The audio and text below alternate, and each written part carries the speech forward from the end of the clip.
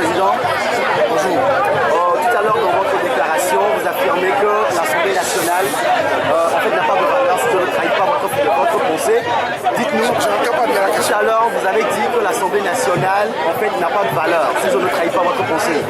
Et est-ce à dire qu'il y a contradiction dans ce que vous êtes en train de dire puisque vous êtes à l'Assemblée nationale? Ouais. Quelle est la contradiction? Être à l'Assemblée nationale et reconnaître que dans l'esprit des autorités togolaises, l'Assemblée nationale est une fiction.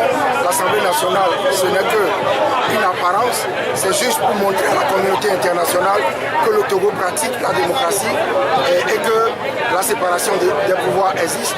Alors on a un exécutif, un législatif, un judiciaire. Mais en fait, le législatif n'existe pas au Togo. Le législatif n'existe pas. C'est juste quelque chose qui est destiné à faire semblant de pratiquer la démocratie. C'est tout. Je vous dis, le siège de l'Assemblée nationale, c'est où? Et il n'y a aucune contradiction. Au contraire, dans ma tête, c'est très cohérent. Peut-être que je ne l'exprime pas bien, mais il n'y a aucune contradiction. Il y a dans l'esprit des autorités togolaises et dans la pratique des institutions une existence de l'Assemblée nationale. Je vous dis, la présidence de la République a 2 sièges.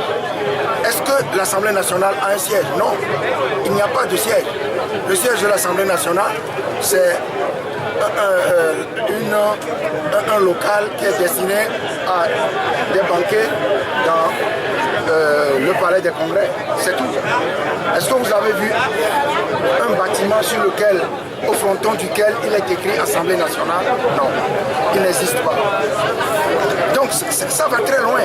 Ça veut dire que dans la pratique, on affirme la primauté de l'exécutif sur le législatif.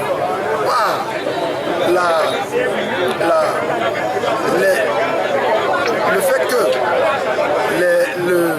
la présidence de la République a 2 sièges et même 3, mais que l'Assemblée nationale n'a pas de siège. Et ça va. J'ai donné l'exemple des contraintes que subissent les députés. Le député, avant de sortir, doit obtenir l'autorisation du président de l'Assemblée nationale, alors que cette disposition ne figure nulle part au règlement intérieur. Alors, sur quoi s'appuient les autorités pour empêcher les députés, pour empêcher les députés de sortir? Rien. C'est donc la pratique de l'arbitraire. Donc je ne dis pas que l'Assemblée nationale n'existe pas. Je dis le régime n'a aucune considération pour le législatif. Et donc, ça ne l'intéresse pas de faire en sorte de rendre visible l'existence du législatif en lui érigeant un siège. Depuis quelques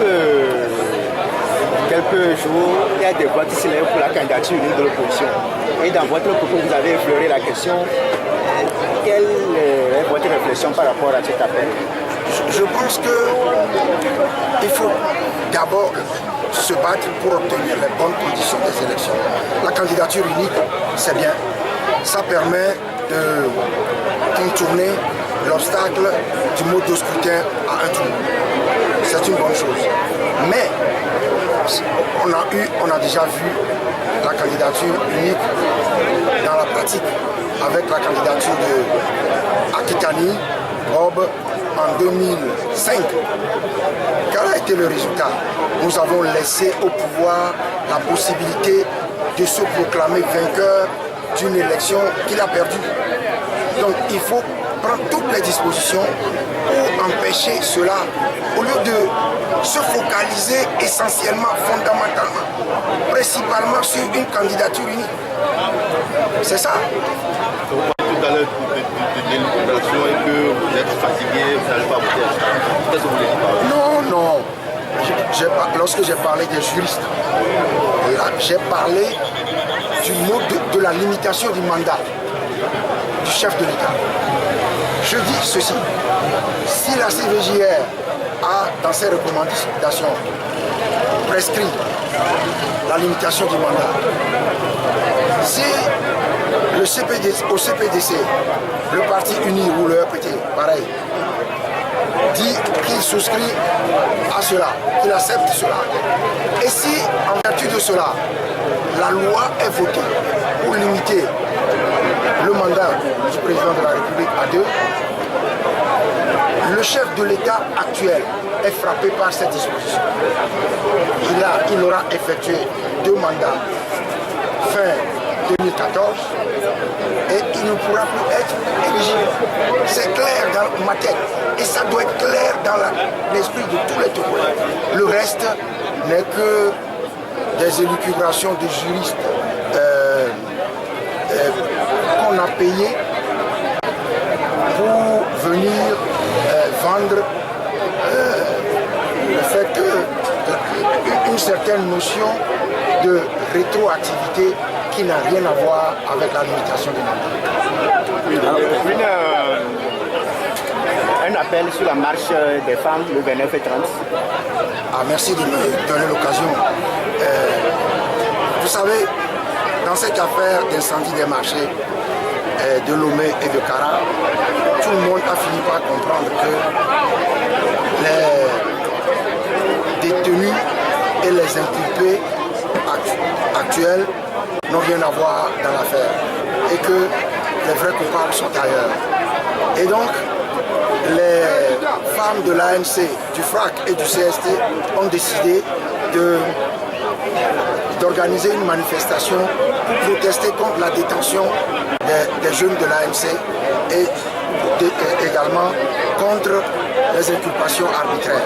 Et donc ces manifestations auront lieu les 29 et 30 novembre courant. Et nous invitons toutes les populations de Lomé, des environs, et même d'ailleurs des autres préfectures du Togo à se joindre à cette manifestation, à participer nombreuses à cette manifestation de protestation, afin que nos jeunes qui sont détenus à la gendarmerie soient libérés et que les inculpations arbitraires soient annulées. Alors, quelques mots sur la crise sociale. Mais vous savez, la crise sociale procède de la crise politique. À mon sens, dès que nous allons mettre fin à cette crise politique et qu'un nouveau régime sera en place, il s'attellera dans les meilleurs délais à faire en sorte que les populations soient soulagées de leurs souffrances. Merci.